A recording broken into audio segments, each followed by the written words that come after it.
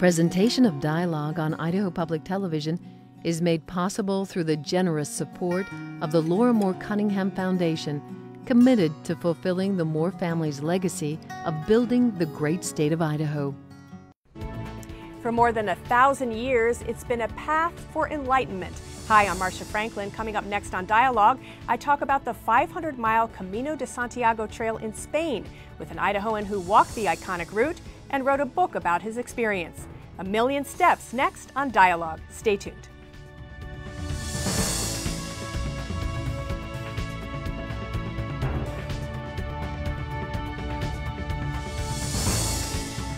It's an amazing experience to walk through this country. This is medieval world here. We walk through these little villages and there's Grandpa and Grandma with the herd of cows down the main street of the village. It could be 600 years ago.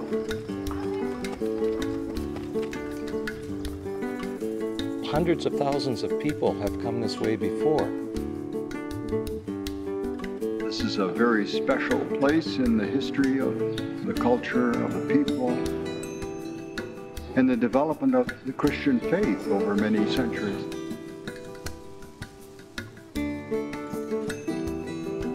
This is a very simple existence, and it's a very addictive kind of existence.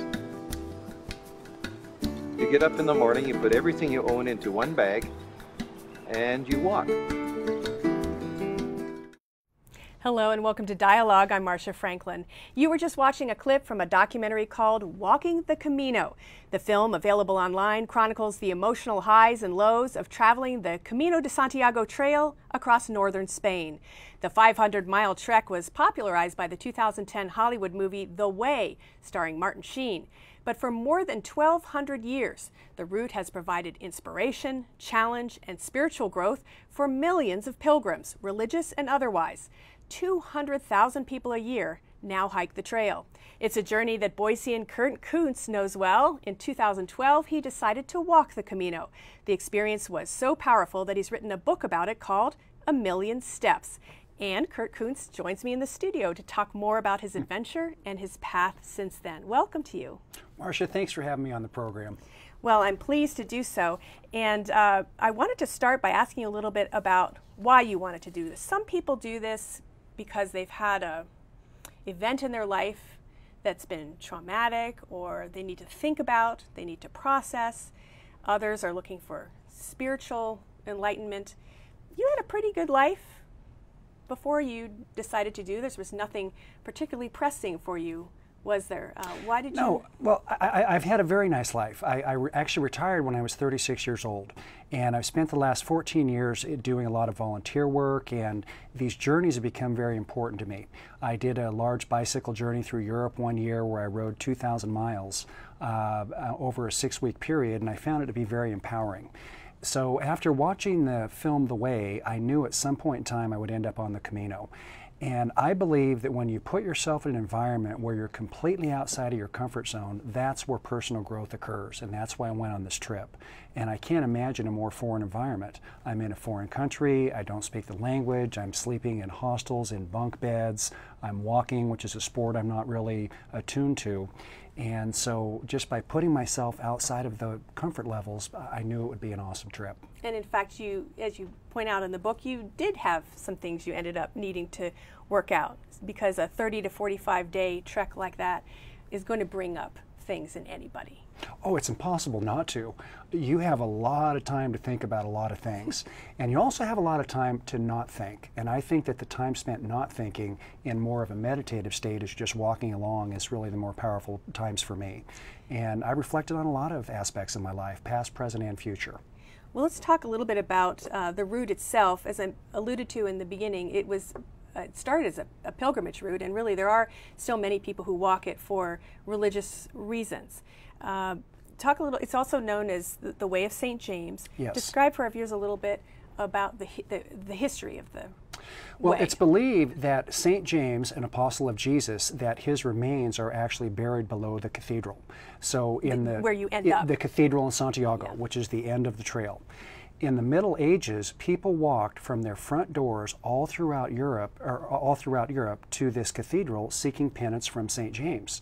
And what amazes me, Marcia, is those people that did that in the Middle Ages, they didn't have Patagonia shoes, and they didn't have buses and taxis and things to take care of them. And when they got to the cathedral in Santiago, they turned around and they walked all the way home. So I thought I was pretty cool doing this 500-mile walk. Many of these people walked thousands of miles. And again, 1 million people did it at that time. Since then, an additional 1 million people have done it. And you took the more established route, right, across northern Spain, starting in France, but then crossing the Pyrenees and across the top of yes, Spain. The route that I took is called the Camino Francais, and it starts in Saint John, a tiny town at the base of the Pyrenees Mountains. The first day you walk across those Pyrenees Mountains, and you're in Spain on day one. And the rest of the entire journey is done in Spain. And it's pretty much a east to west walk, and it's just straight across the northern portion of the country, and it's 500 miles. Yeah, I meant 500 miles, and it takes, what, you did it in about a month, right? I was gone from Boise for 35 days. Most people end up actual walking days, somewhere between 30 to 45 days is a pretty comfortable estimate of time. And you're following these yellow arrows and a shell sign for much of the way. You've got a shell. This is the symbol, yes, of the Camino. Yeah, it's the symbol of the Camino, and there's a couple of reasons. The first one is if you flip the shell over, all of these grooves come together at the base. All of the Caminos come together in Santiago, so that's one of them. The second one is it's believed that St. James, his body was recovered on the shores of Spain, covered in scallop shells.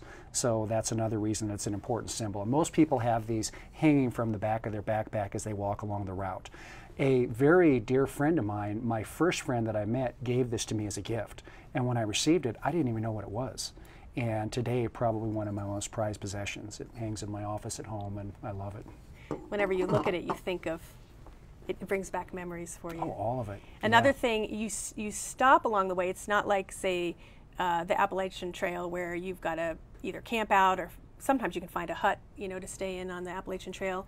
But there are these established waypoints where you stay and you get a meal and a bed, virtually a shared bed, because they're such close quarters, right?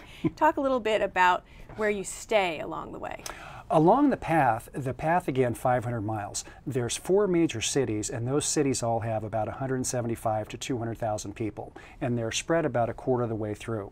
In a normal day, you go through 3 to 4 villages, and those villages are typically 3 to 5 miles apart. And these villages have maybe 50 to 1,000 people. That's very, very common size. When you get into those villages, there's usually 3 or 4 places to stay, and they're called albergues. And they essentially are hostels for people on the walk. And you have to be on the walk in order to stay there. When you check in, they ask for your passport, and they put a stamp on it, and then they ask you for a small amount of money, and it's very cheap. It was somewhere between, I think, 5 to 15 euros was the average. For that, you get a bunk bed, and the lowest bed density I had was 5. The highest was 200 beds in one room. You have a shower. Water pressure and heat are questionable, but you do have water coming out of a hole. And there's also a kitchen if you want to prepare a meal. Most of the times I ate at a restaurant that was close to the albergue. So you don't need to carry food like you might, when you're backpacking. It's a beautiful thing. You don't have to carry a tent. You don't have to carry food. You don't have to worry about water. And again, you're only 3 to 5 miles away from a village at all times. What's it like to sleep with that many people at the same time? Or stay asleep. I might say stay asleep with that many people. It's rough. It's something that your perspective changes. If I would have seen some of the shots of these bunk beds before I went, I probably would have said, there's no way I can do that. After you get over there, you have to learn to accept things. If you walk into the room with the theory that you're not going to sleep, guess what? You're not going to sleep. If you walk in and you become appreciative of the fact that you have a bed and you have shelter and you've had a long day of walking, then it's not that difficult. And it just takes a little bit of time. Still worthwhile to take some earplugs and maybe a little bit of sleeping medicine for yourself in case, right? Insurance is always a good thing. The landscape you walk through is quite varied. You mentioned that you're going through little towns. There's rolling hills. There are mountains. Yes. So it's quite a difference from day to day or week to week, yes? There's three very distinct regions. The first section is very mountainous, and day one is so difficult that a lot of very wise people start on day two. Day one... After the Pyrenees. The Pyrenees. These Pyrenees mountains, it's 16 miles to get across them on that first day, and it's 5,000 feet of elevation. The next 180 miles is roughly 10,000 feet of accrued ascent. So in that first, let's say 180 miles, you've done approximately 15,000 feet, with 5,000 being on day one. The middle section, which lasts for about 120 miles, is called the Masetto. The Masetto is flat as an absolute pancake, and there's nothing to really distract you in that area. Maybe heat, though, sometimes? You can get heat. When I went through it, I had gale force winds for the entire time through that flat portion. And then the final portion is very similar to Washington State or Oregon, where it's a really rich, lush rainforest, and again, very mountainous. The veterans told me before the walk that the first portion is for the body, and it is. Your body changes as you go through those mountains. You have some aches and pains that are a little difficult. The middle section, they say, is for the mind. And with nothing to distract you, you reach pretty deep in yourself. The final portion, it's just rich, and they say that's for the soul. As you get closer to the end, you realize there is an end to this trip. And everything just kind of magnifies, whether it's a cup of coffee with a friend, a sunrise, a moment in nature. It just seems to soak in quite a bit deeper. How much physical preparation did you do for this trip? I have prepared for this all my life because I'm extremely active. For the past 20 years, I exercise almost daily. And so I didn't specifically do a lot to train for this, but again, I, for 20 years, have done exercise. I would say 90% of the people I met hadn't really trained at all, and very normal, average people from all walks of life. And this Camino will get you in shape pretty rapidly, so you don't have to be a triathlete to do this. Or it will break you down pretty rapidly too. Now, you were fortunate in that you had a blister, a bad blister at one point, but nothing super serious. But I do want to show a clip from the movie that we talked about earlier called Walking the Camino, that shows a woman who's having a lot more problems. Let's listen to that.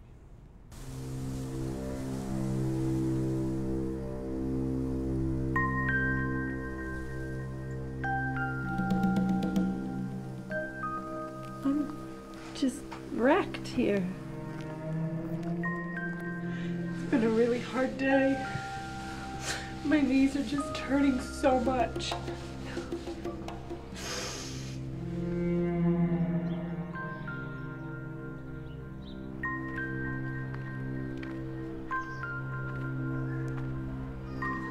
I really want to be able to do this, and it's been so painful.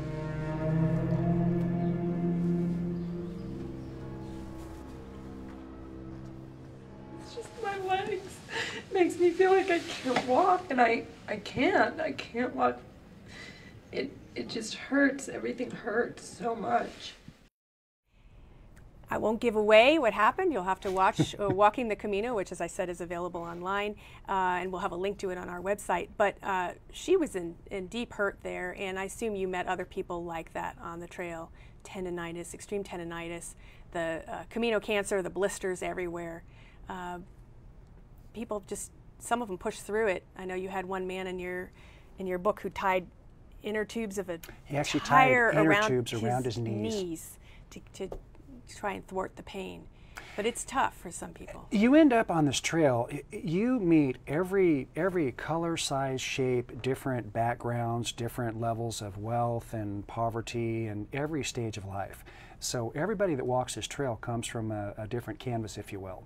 And for some people, it's a very big physical journey. And like Annie in the movie there, she had tremendous physical pain. And maybe that's what she needed to get in her Camino. There's some people that are facing imminent death. I met people with cancer on this trail. There's some people that are looking at they use the Camino as a venture into retirement. There's some people that are using it to get over a relationship issue, whatever it may be. what's nice is when you start this walk, all of these people you meet, there's an instantaneous bond with all these people from throughout the world, and it literally feels like you're one big family walking each other home. So when you run into someone like Anne that needs some help, people will always be there to help. When you run into somebody who's having an emotional issue, somebody's always there to listen, and it's just a beautiful experience. And I assume one of the highlights for you was the people that you met. Oh, it's incredible. I have never met so many people that have inspired me in different ways. And during the day, I walked alone probably 80% of the time.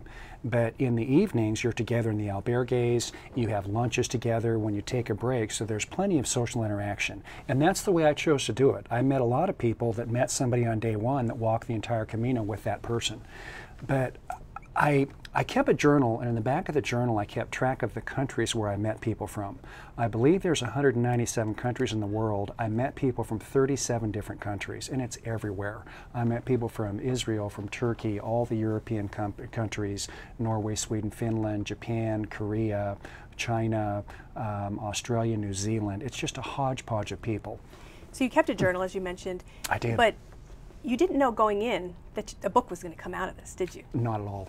So tell me a little bit about that light bulb, because as we've already discussed, it wasn't super difficult for you physically, so there wasn't that obstacle. There are some people, actually, as we speak right now, there's a man pushing somebody in a wheelchair. Yeah. Of the Camino, and it's an incredible in that story. documentary there's a woman pushing a baby stroller. That wasn't necessarily, no pun intended, your cross to bear. I mean, you were fit. You were very upfront in the book about a relationship issue that you were trying to work through, sort through. But in the end, there wasn't a huge obstacle that you were trying to get over. So why did you write the book? Well, I've been very fortunate, as I said earlier, to have taken other journeys, and I think that they all build upon themselves. I know that if you take a trip like this and you're looking something, at least from my perspective, you're not going to find it. So I left my home in Boise without any expectations whatsoever, and I know you have to take these things on a day-to-day basis. About halfway through the trip, I was sitting on top of this mountain watching this immaculate sunrise, and I was with a young man from Alaska and his mother from Pennsylvania, and he said, when you go home, how do you explain this trip to people? How do you explain what's happening to all of us, because we're all changing in some manner? That was the moment. I said, I'm going to go home and I'm going to write a book. And I'm going to try to write this book so that people can feel like they're in my shoes, my head, and my heart for the entire journey. And for those that can't take this walk, maybe they could read my book and understand what happens to a person on a journey like this. And we'll talk more about that process in our extra, which will be available online. But take me through some of the life lessons that the Camino helped reveal for you. Oh, there's this. We don't have enough time, but I can certainly go through a few of them. I would say number one, the whole concept of worry. And I come from a family where worry is ingrained into us. My grandfather was extraordinary at it. My mother's a maestro, and I've inherited that gene. I somehow found on this trail that I was able to divorce myself from worry. And I found that the more I let go of it, the better things worked out. And I would say this is the kind of trail, when you're walking along, if you roll your ankle, 3 people behind you is an orthopedic surgeon from the Mayo Clinic. And things just tend to work out like that. So when I came home, I thought, you know, that was easy when I was in Pilgrim Land and on this spiritual Mecca wonderful trip. How do I do it here in Boise? How do I get rid of worry? So what I did, Marcia, is I came home and I made a list of all the things I worry about. And I came up with 8 major ones. I then spent several days looking at that list and realized 5 of those are completely beyond my control. So I boiled it down to 3 really big things. Then I started looking on the other side of the ledger and said, what's going right in my life? What is working? And if you want to start putting that down on paper, it goes forever. And you have friends and family, you have eyesight, you have hearing, you have shoes, and if you're complacent about shoes, be thankful you have a foot to put them on. And you start paying attention to gratitude, and it just dissolves the worry. And if you can get rid of worry, that's where you find true happiness. And I know you wrote about signs, learning to believe in signs and trusting in signs. there's a little yellow arrow that tells you where to go for this entire 500-mile trek. And I was just amazed that I had such faith in these arrows. I didn't even know where they came from. There's no Department of Parks and Recreation that maintains them. They're put out there by the good people that live around this trail. And I think in our lives, there's big flashing signs telling you where to go. And kind of a little story, I got lost on this trail 2 times. And I wasn't off that trail for more than a half a kilometer before I knew in my head and my heart I was on the wrong path. And using that metaphorically, I think in our lives, we all know when we're on the wrong path. And the question is, are you open to listening to those signs? And then open to meeting different people that, you know, talking to people that you might come across, which you do on the Camino. Oh, yeah. But then transferring that when you come home to talking to virtual strangers, finding those connections. Yeah, are those coincidences, but maybe they're not, or? I really don't believe in the random nature of people coming in and out of your life. I think that everything happens for a reason. And on the trail, I was able to interact with all of these wonderful people, and they seemed to come in at the right time. And at first, it was very hard to say goodbye to people. It was very difficult. And suddenly it dawned on me, I can't walk into Santiago with, 20 pilgrims under each arm. It's physically impossible. And the lesson I learned there is you have to let go of people, and relationships do come and go. And instead of kind of crying or being sad about the ending, I try to now look back at the really good times I was with these people. And that happened on the trail. Now that I've written the book, I do a lot of speaking. And I feel like I'm back on the trail where people continue to almost paratroop into my life. And it's very exciting. And I want to make sure to get to that before we close, rapidly running out of time. But you did have one area of concern along the trip. Your shoe gave out. One of your shoes gave out about a couple hundred miles in, right? Yeah. It just gave out. And so you had to deal with that partway through, and you're a large size, as I remember, maybe size 13 shoe, so not like you can run down to the shoe store and get it, but it all worked out, didn't it? It's another incredible story. One day I looked at the bottom of my shoe and I was missing a waffle. I thought, no big deal. The next day I was missing 2 waffles, and a big deal. And I was in a small village, and I'm sitting in my hotel, and I'm going, of all the things that could have stopped my Camino, I never thought it would be a shoe. And I thought I may have to have them shipped from home. I may have to go to a large city, because commerce is not the same. There's no REIs and Walmarts. I walked across the street in a tiny village, found a little sporting store that had the exact model and make of my shoe, 1 size up. And that guy's probably today on a show saying, I can't believe I sold the 14s to this monster from Idaho.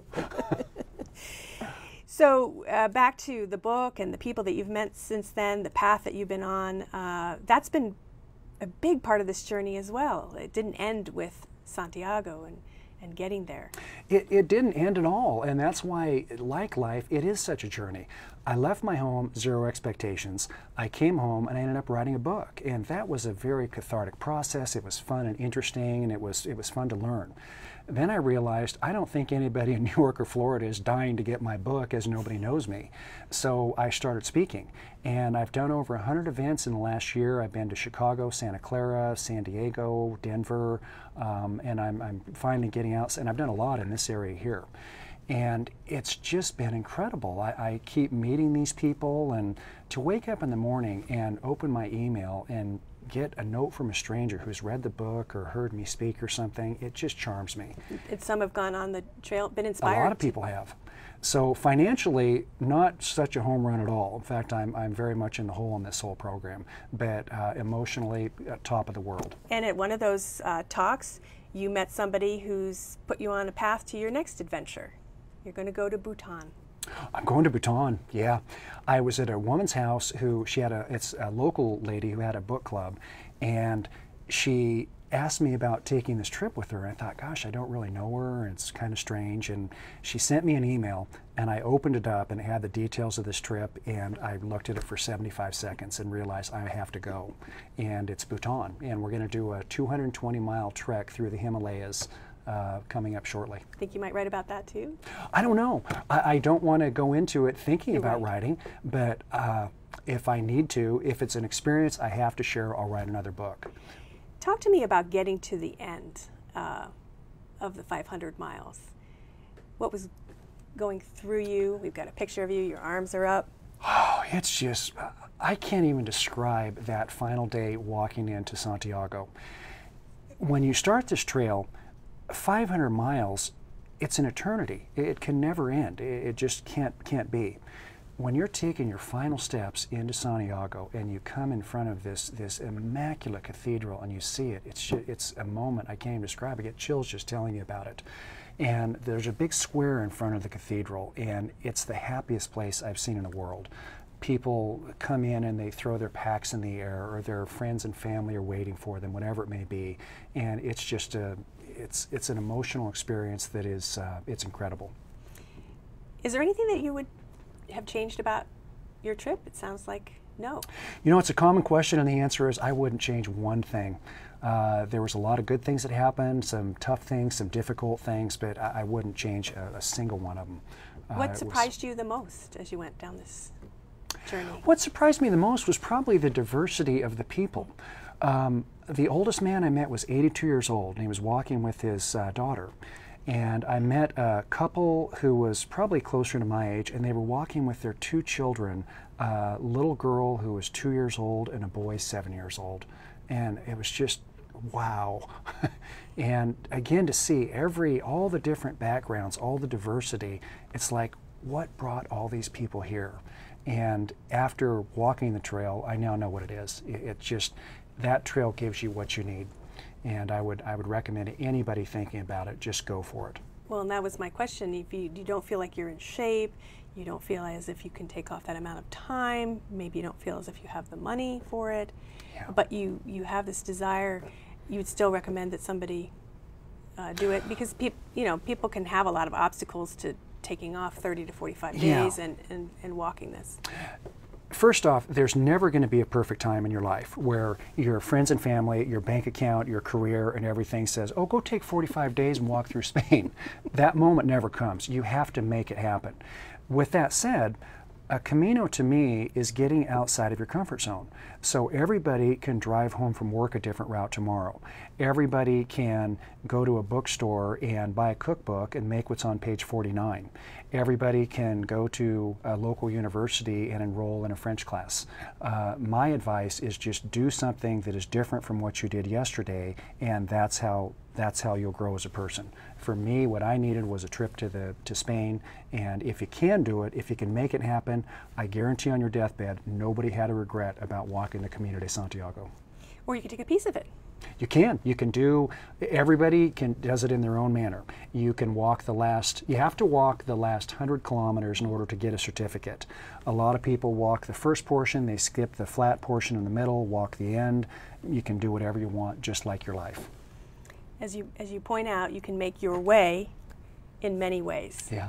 But one of them is walking the Camino, and I thank you for taking the time to come in and talk with me and our viewers about it. You've been listening to Boise author Kurt Koontz talk about his adventure along the Camino de Santiago in Spain. He's written a book about it called A Million Steps. We'll link to information about that on our website, as well as to information about the movie Walking the Camino. Thanks so much for tuning into this dialogue. I'm Marcia Franklin.